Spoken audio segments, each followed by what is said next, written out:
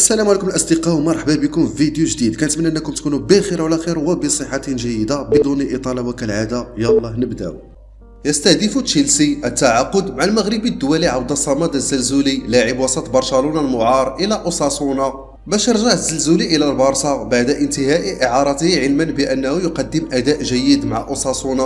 وبحسب صحيفه سبورت الكاتالونيه فان اوساسونا كيسعى لتجديد اعاره الزلزولي صاحب 21 عاما، وفي حال موافقه البارسا على رحيل الزلزولي عن طريق الاعاره او البيع سيواجه اوساسونا صعوبه في ضمه بسبب اهتمام انديه اكبر بالحصول على خدماته.